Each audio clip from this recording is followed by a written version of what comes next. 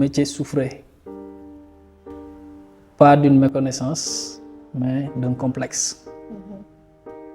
Et je suis très fier aujourd'hui de voir l'engagement que les jeunes ont sur le développement de start-up pour rendre l'agriculture moins pénible.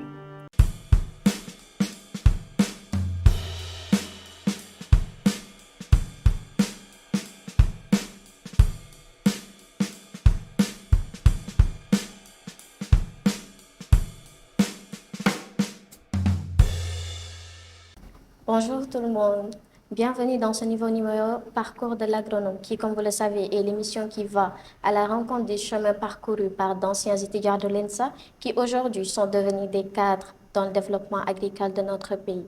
Et aujourd'hui, nous avons l'immense honneur d'aller à la découverte de M. Abdoulaye Ndiaye de la 28e promotion.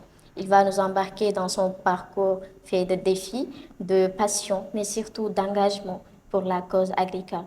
Monsieur Abdoulaye, merci de vous présenter à vos internautes. Merci beaucoup, mademoiselle Aïssata Sall.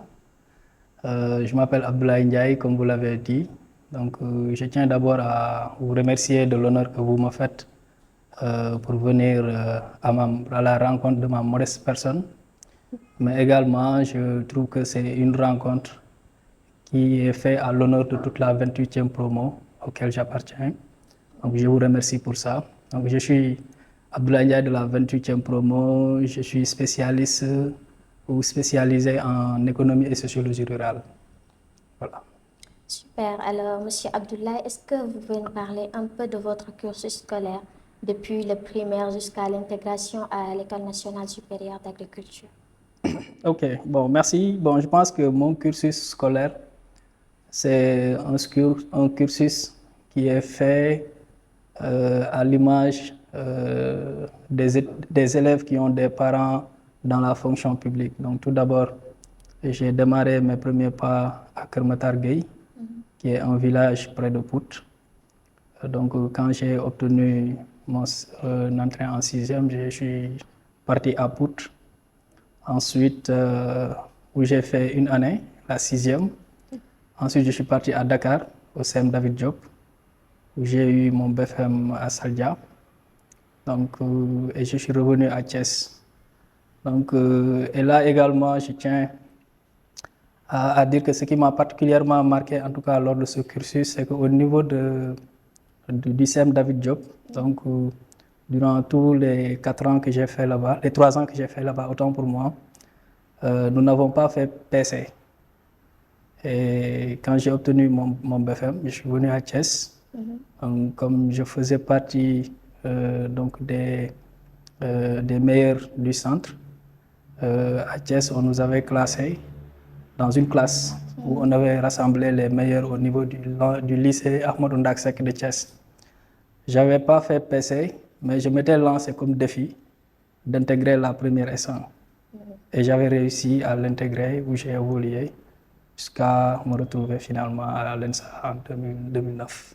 Voilà. Super. Maintenant, est-ce que vous pouvez un peu nous dire ce qui vous a réellement motivé à intégrer l'ENSA?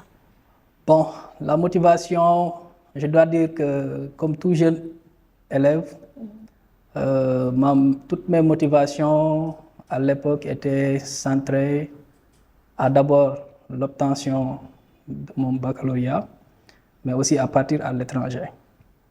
Et après le bac, j'avais des préinscriptions qui étaient acceptées. En France, j'avais le génie logistique. J'avais aussi une préinscription en Allemagne, mais j'étais encadré par un homonyme qui s'appelait Abdoulaye Diop, qui est colonel au niveau des eaux et forêts, qui était en ce moment en formation au niveau de l'École nationale supérieure d'agriculture, qui faisait son master professionnel en foresterie et qui m'avait fortement recommandé d'abord de faire le concours. Donc je l'avais fait, j'avais réussi, mais qui avait exigé à ce que je reste. Même si au début, je n'étais pas trop d'accord. Mais quand même, comme c'est quelqu'un avec qui, à chaque fois qu'il me dit quelque chose, je finis par me ranger.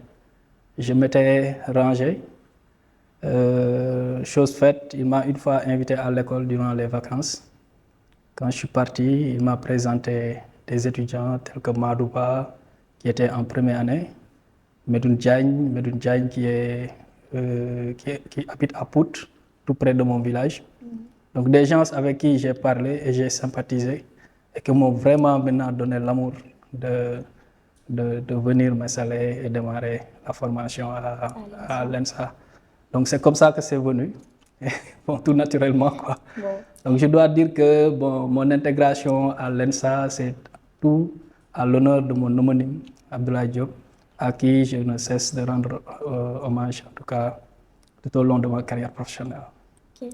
Au début, il n'avait pas voulu venir à l'ENSA, mais c'est sûr qu'il ne l'a pas regretté. Il n'a pas regretté, je pense, d'avoir intégré cette école-là. Mais avant de parler de tout cela, est-ce que vous pouvez un peu nous dire comment était le climat social à l'époque? Parce qu'on sait que l'ENSA, c'est un carrefour où il y a différents élèves ingénieurs venus de tous les coins du Sénégal, des étrangers aussi. Parlez-nous un peu du climat social à l'époque. Oui, il est particulier, hein. Bon, moi d'abord, si tu vois un peu mon cursus académique, j'ai quitté le village, j'ai intégré Pout, qui est peut-être une ville par rapport à mon village. Je suis allé à Dakar, ensuite je suis revenu à Thiès, vous voyez un peu. Et je m'avais déjà donné la chance de rencontrer plusieurs personnes, donc de les côtoyer, donc voilà. Mais à l'ENSA, ce qui était particulier, c'est le fait que les gens viennent d'horizons différents, avec des niveaux également différents, avec des principes aussi différents, mais qui parviennent à s'entendre et à s'unir comme une famille. Et je pense que tout ceci est possible grâce à notre bizutage, à mon avis, donc qui permet aux gens de se retrouver dans les mêmes situations. Je ne dirais pas de vulnérabilité, mais je dirais de combat. Pas de combat au sens de se battre, mais de combat par rapport à la nécessité de réussir. Donc voilà un peu tel que j'interprète le bléissement, qui au finish, donc au niveau du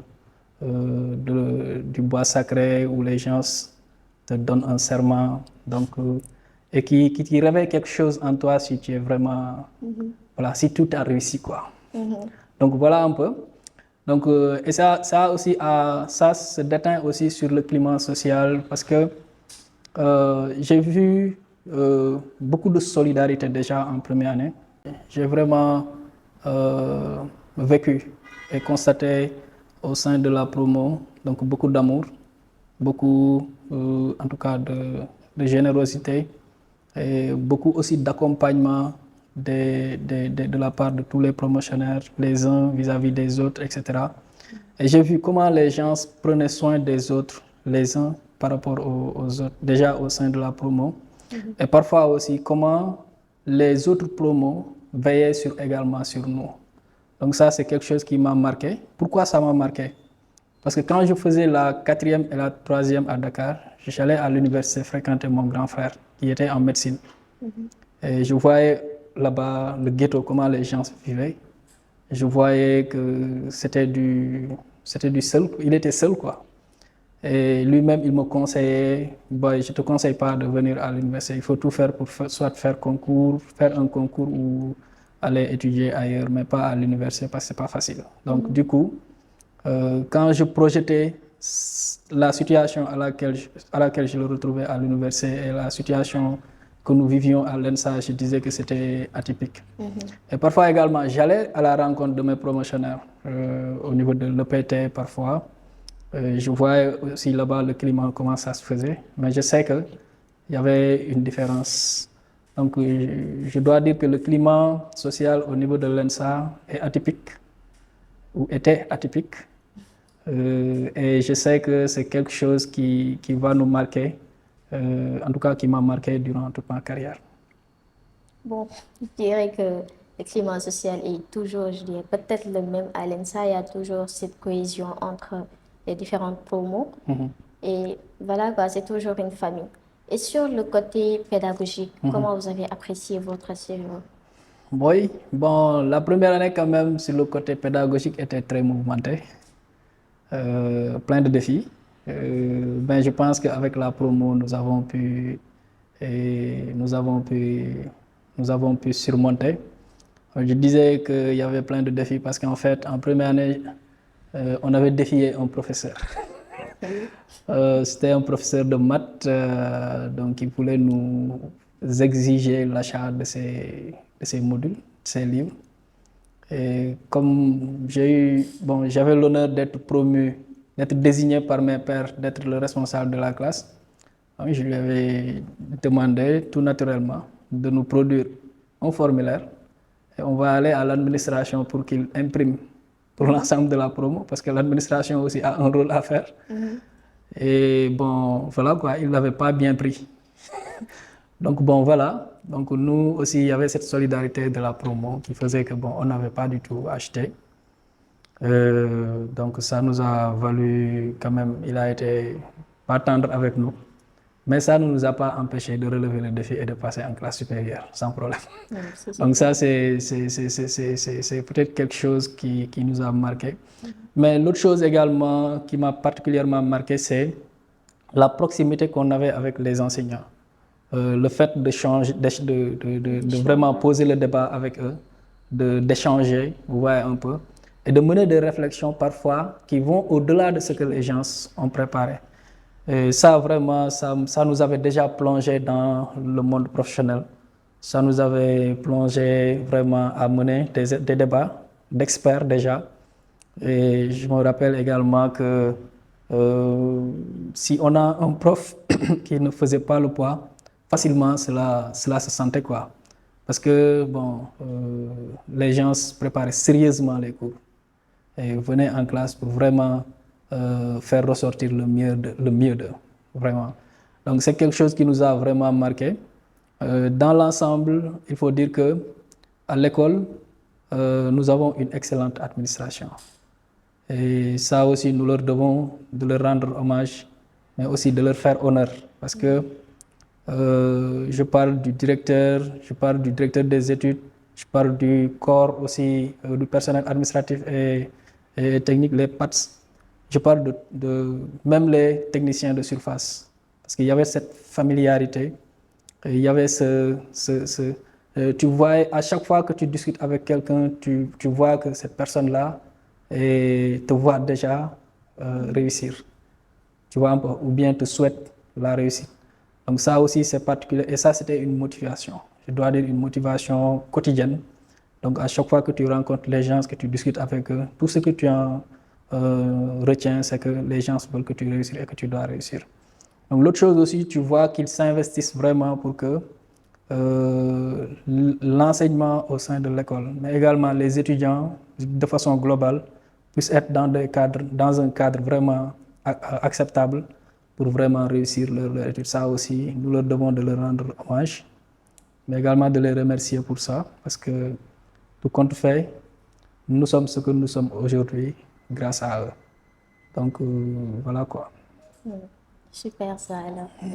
Donc venons-en à la 4e année, au moment de choisir votre spécialisation.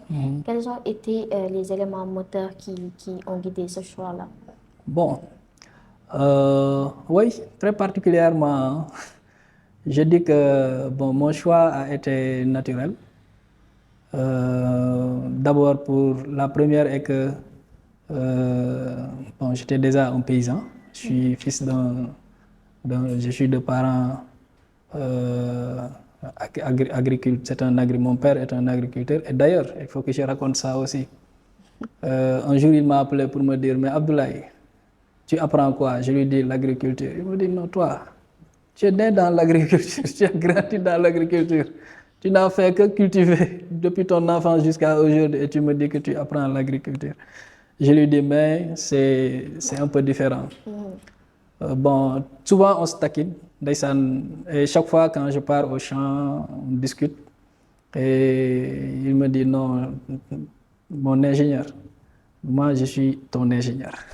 Donc voilà le débat qu'on a au champ. J'ai fait des choses quand même qu'il a vraiment apprécié. C'était pour lui, en tout cas, soulever, pour en tout cas soulever le poids, en tout cas, ou la pénibilité des activités qu'ils faisaient. Donc, j'ai fait plein d'initiatives au niveau de notre champ. Donc, c'est ça également qui fait que, bon, il y a le débat, mais quand même, on a réussi à créer des comptes bancaires, mais des comptes bancaires agricoles au niveau de notre champ. Donc, c'est juste pour dire, bon, voilà quoi, parce que souvent, il me dit, mon premier compte épargné, c'est les citronniers. C'est ça qu'il me dit chaque jour, quoi. Parce qu'en fait, à chaque fois qu'il a les poches un peu, bien les comptes qui descendent là, il part là-bas. Donc, voilà quoi. Donc, c'est un peu ça. Maintenant, ce qui a guidé ma spécialisation, c'est d'abord le fait que j'ai été franchement particulièrement attiré par le cours de gestion de projet et de suivi évaluation. Mais l'autre chose également, en matière de production végétale, en fait, je me disais que je suis bien là-bas, je suis naturellement bien là-bas. Gère ne me tentait pas trop. Pourquoi? Je ne dois même pas parler du pourquoi. Parce qu'en fait, la plupart des mémoires qui se faisaient, c'était aménagement hydro-agricole. Je ne vois pas autre chose. Et l'autre chose également, je voulais faire sciences des sols. J'ai voulu vraiment démarrer ce département parce que déjà quand on était au niveau de l'amicale, les démarches étaient accélérées pour que le département soit ouvert et j'étais prêt vraiment à m'engager. Mais malheureusement, notre année aussi, sciences des sols n'avait pas ouvert ses portes. Donc, je suis resté au niveau de l'économie et sociologie rurale, où aussi la plupart de mes promos me disaient, boy, toi, tu es économiste. Voilà, quoi. Bon, c'est naturellement comme ça. Et puis bon, voilà quoi, j'ai été intégré, j'ai été allé intégrer ce département-là donc voilà, jusqu'à aujourd'hui, là où je suis quoi. D'accord. Vous avez choisi l'économie et vous êtes sorti en tant qu'ingénieur agroéconomiste. Oui. Maintenant, venons-en à votre cursus professionnel. Est-ce que vous pouvez nous dire comment ça a été de la sortie à l'INSA jusqu'à maintenant? Ok, bon, ça a été particulièrement passionnant. Parfois, quand je vois là où je suis et là où j'ai démarré, je me dis que c'est Dieu qui fait le chemin. Hein. Alhamdoulilah. Parce qu'en fait, d'abord, j'ai démarré par un stage non rémunéré au niveau de Enda Monde. Après 2 mois, on m'a confié des responsabilités. Donc, j'ai exercé là-bas pendant presque 6 mois au niveau du bureau exécutif où j'étais assistant de recherche. Donc voilà. Sur des questions relatives à l'environnement, sur les biens et services écosystémiques. Et j'ai aussi mené beaucoup de réflexions sur ce qu'on appelle aussi l'économie sociale et solidaire. Donc en son temps, je pense que parfois je refais sortir mes recherches sur ça et voir un peu comment l'économie sociale et solidaire était en train d'être appliquée, mais il n'y avait pas un cadre juridique et cadre contextuel également où les gens pouvaient capitaliser sur ça, juste pour démontrer l'existence. Ensuite, j'ai rejoint Tostan, l'ONG Tostan, qui était un peu sur la protection de l'enfant, si on le dit, et l'alphabétisation. Donc, c'est des questions purement sociales. Maintenant, au niveau de Tostan, ce que j'ai particulièrement aimé, c'est le fait, c'est là où j'ai vraiment compris c'est quoi la sociologie rurale. Parce que nous étions en contact avec des communautés qui étaient particulièrement, en tout cas pas avantagées sur le plan des opportunités, si on peut le dire, mais qui, si on peut se permettre de le dire, étaient en train d'entretenir certaines pratiques culturelles qui avaient des impacts sur leur vie et parfois économiquement. Parce que quand, par exemple, par rapport à des pratiques culturelles, on arrive, par exemple, à avoir des maladies qu'on ne peut pas prendre en charge parce qu'on n'a pas les moyens, ça veut dire qu'il y a un souci.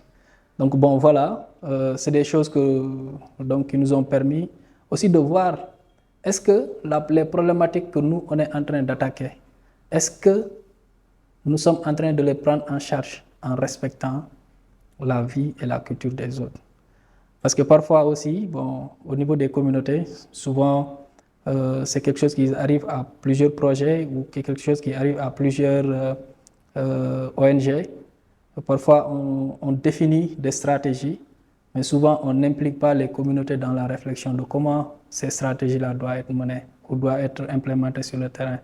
Parce que parfois, on comprend les choses, mais pas le fond. Donc, c'est un peu ça qui nous a permis vraiment de comprendre la sociologie rurale, d'avoir une idée de ô combien nous devons intégrer aussi bien les cultures, mais également les parties prenantes au niveau du terrain dans ce que nous voulons faire avec eux. Parce que leur développement, c'est eux qui le définissent, mais pas nous. Ensuite, j'ai quitté Tostan pour aller à l'ONG Agronomes et Vétérinaires sans frontières. Bon, là-bas également, je suis revenu dans le métier de l'agriculture où j'ai géré une composante agriculture. Ensuite, j'ai géré également le volet suivi évaluation sur un projet sur le pastoralisme. Et enfin, j'ai retrouvé Heifer depuis 2018 où je suis responsable suivi évaluation, mais également où j'ai capitalisé beaucoup de choses, où aussi j'ai eu l'opportunité de vraiment développer des projets, des proposals et d'avoir la chance de suivre leur implémentation jusqu'à les clôturer. Donc ça aussi, c'est ici à Heifer où j'ai eu, et je pense que c'est ça un peu le métier de l'agronome, si on peut, ou d'un agent de développement. Il faut conceptualiser, il faut partir des problématiques que les gens vivent, conceptualiser des interventions, mais appuyer la mise en œuvre de ces interventions-là et voir est-ce que ces interventions-là ont répondu efficacement à ce qui a été escompté ou pas. Et comment apprendre de ça maintenant pour les prendre en charge ou les prendre en compte pour les autres conceptions. Donc voilà un peu ce que je peux te raconter comme mon cursus. Peut-être quelque chose aussi que je n'ai pas énuméré tout à fait au début parce que j'ai démarré avec un projet sur l'irrigation. En ce moment, j'ai fatigué un peu mes promotionnaires parce qu'en fait, j'avais une consultance avec une société dans le solaire. Donc, ils voulaient dimensionner maintenant. Bon, d'abord, c'était une étude pour voir un peu comment on peut introduire le solaire au niveau des communautés qui font le maraîchage, mais également comment on peut dimensionner des systèmes d'irrigation qui sont adéquats ou bien qui répondent un peu par rapport aux différentes capacités de solaire qu'ils ont. Donc nous avons travaillé sur ça. Je pense que c'est sur ça que j'ai démarré avant d'intégrer ENDA. Donc voilà un peu mon cursus. Et pourquoi je suis revenu sur ça? Parce que souvent je dis à mes camarades ou à mes cadets qu'à l'ENSA, il ne faut jamais se dire que je suis PV, je vais m'intéresser seulement à PV. Je suis économiste et je vais m'intéresser seulement à l'économie. Il faut à la sortie répondre d'abord à ce que vous êtes agronome. Maintenant, votre spécialité, c'est en plus. Parce qu'au niveau du monde professionnel, le diplôme est bon, votre spécialité est bon, mais le reste, c'est le soft skill. Et si vous êtes économiste et que vous maîtrisez les PV, vous maîtrisez le génie rural, vous maîtrisez sciences des sols, vous avez beaucoup plus d'atouts de retrouver facilement du boulot par rapport à quelqu'un qui est focus sur, par exemple, économie ou qui est focus sur PV seulement. Donc voilà quoi. Et quand tu vois le monde professionnel également, les gens, ils sortent avec une spécialisation, mais ce qu'ils deviennent, c'est leur profession qui le dicte. Vous voyez un peu. Et je vois des GR qui sont devenus économistes, tu vois des économistes qui sont devenus... Voilà quoi, c'est comme ça. Donc voilà un peu le cursus professionnel. C'est bien, on a un agroéconomiste qui sort et qui commence par mettre en place des systèmes d'irrigation, qui fait de la sociologie. Ça montre en fait la polyvalence qu'on a à l'ENSA, la formation polyvalente qu'on a. Bon, on aimerait maintenant savoir, selon vous, quelle place doit occuper l'ingénieur agronome?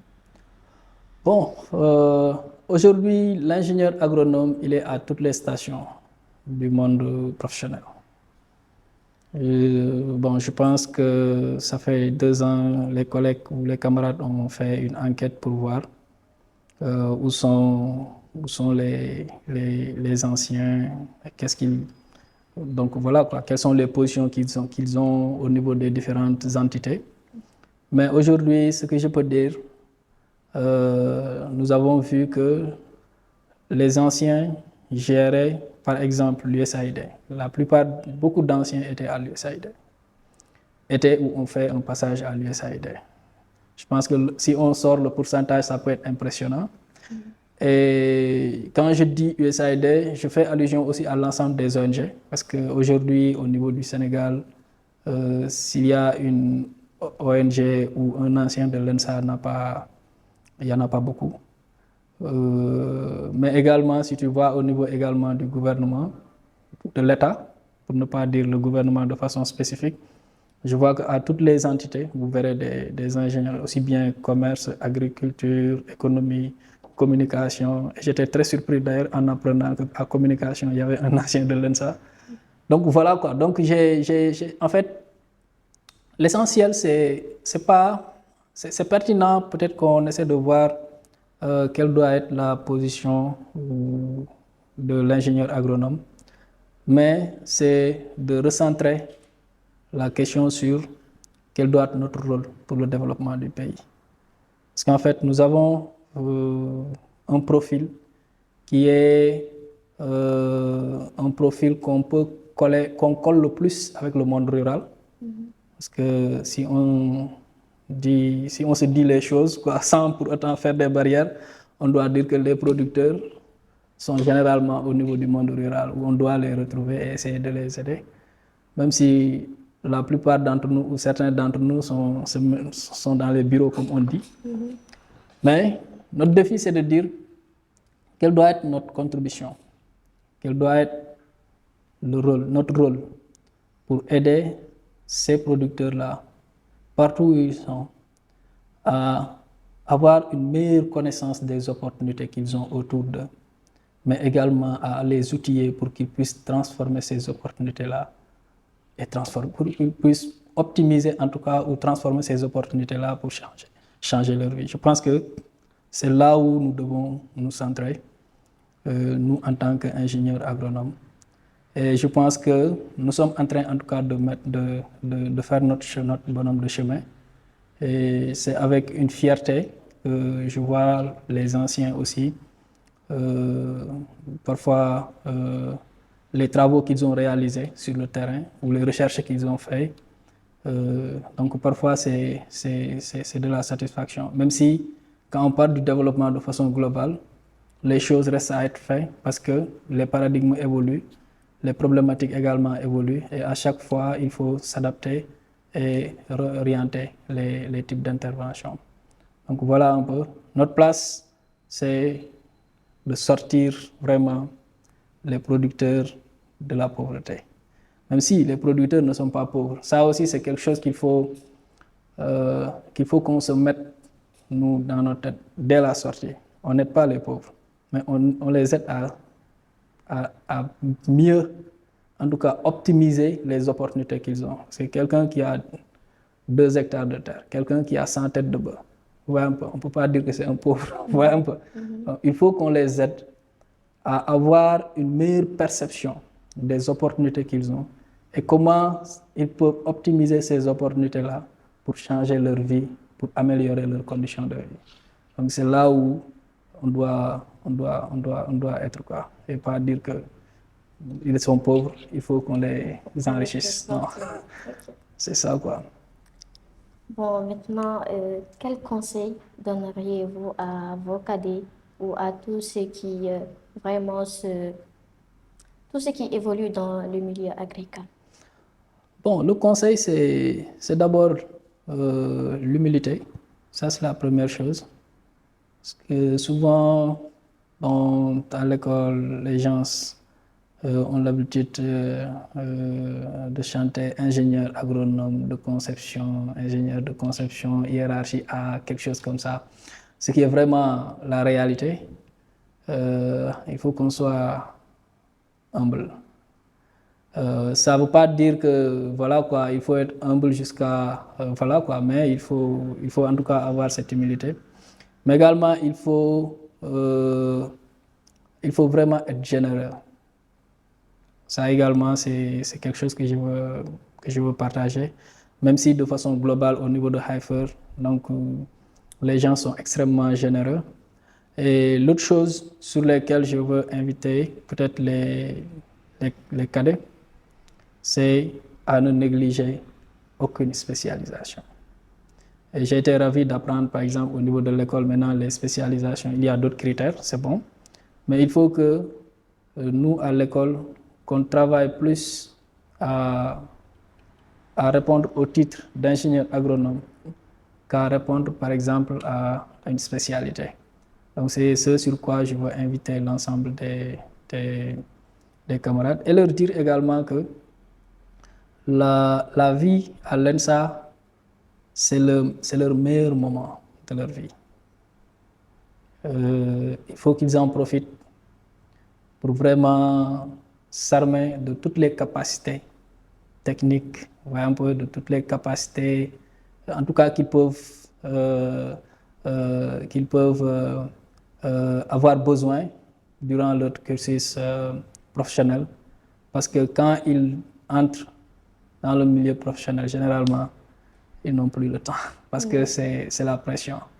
Et autre chose également que j'aimerais demander, c'est que les gens se renforcent sur l'informatique et sur l'anglais. Vraiment, l'informatique et l'anglais, c'est l'avenir de l'agriculture. Et je pense qu'on doit... Déjà, si j'avais par exemple la possibilité de demander quelque chose à l'administration, c'était de revoir les volumes horaires qu'on accorde à ces deux matières pour donner beaucoup plus de chance, beaucoup plus de temps aux étudiants, non seulement de se renforcer, mais de comprendre surtout ce que ces disciplines-là vont représenter pour leur réussite professionnelle. Et ça, je pense, c'est extrêmement important pour que les gens puissent vraiment se lancer à ça pour pouvoir s'améliorer, quoi. Bon, Abdoulaye, nous en sommes presque à la fin. Avant de terminer, on aimerait que vous nous racontiez une petite anecdote. Une anecdote vécue à l'ENSA. Bon, il y en a beaucoup, hein. Je ne sais pas lequel je vais raconter. Bon, en fait, une des choses qui m'a marqué, peut-être, c'est quand on faisait les tournées de sensibilisation, quand on était en première année, on faisait des tournées de sensibilisation au niveau de nos lycées respectifs. Donc, généralement, c'est une tâche qui est donnée aux étudiants de la première année. Donc, on était très fiers de mettre nos tenues pour retourner au niveau de nos écoles ou lycées respectifs. Donc, juste après nos présentations de l'ENSA et tout, parce qu'en fait, c'était la première fois aussi que cela se fasse. Parce que moi-même, quand j'étais au lycée, je n'avais pas cette chance-là. Donc, il y a des jeunes filles ou une jeune fille qui a dit que, bon, elle ne va pas étudier pour devenir agronome. Bon, mais maintenant, je me dis que, en fait, le métier souffrait pas d'une méconnaissance, mais d'un complexe de la part de la jeunesse. Et je suis très fier aujourd'hui de voir l'engagement que les jeunes ont sur le développement de start-up pour rendre l'agriculture moins pénible, mais également pour engager les jeunes dans les métiers de l'agriculture. Je suis aussi particulièrement, en tout cas, satisfait de voir qu'aujourd'hui à Haïfa, toutes les organisations, tous les événements qu'on organise pour célébrer, en tout cas, les innovations technologiques, il y a toujours des sortants de l'ENSA qui sont soit qui gagnent le premier prix ou qui gagnent le deuxième prix. Donc, c'est un peu ça. Et je pense qu'à travers cette campagne et à travers également l'ADENSA et l'amicale, donc on va continuer à sensibiliser davantage pour que les jeunes sachent que c'est l'agriculture qui peut développer le Sénégal. Donc, merci. Alors, merci beaucoup. C'est presque la fin. Si. Quel est votre mot de la fin? Bon, le mot de la fin, c'est vous remercier déjà pour m'avoir choisi, en tout cas pour m'avoir donné cette opportunité de partager. J'espère que les échanges qu'on a eus vont inspirer les cadets. Et également, ce qui est le plus important, c'est de savoir que aussi bien à l'école qu'au niveau du milieu professionnel, nous avons le drapeau de l'ENSA que nous devons donc porter avec fierté et que nous devons également défendre. Donc sur ça, j'invite les cadets à savoir que les défis qui les attendent sont énormes. Mais j'invite également les anciens à retourner aussi à l'école pour appuyer surtout les jeunes cadets qui ont besoin de sujets de mémoire, en tout cas d'aller appuyer.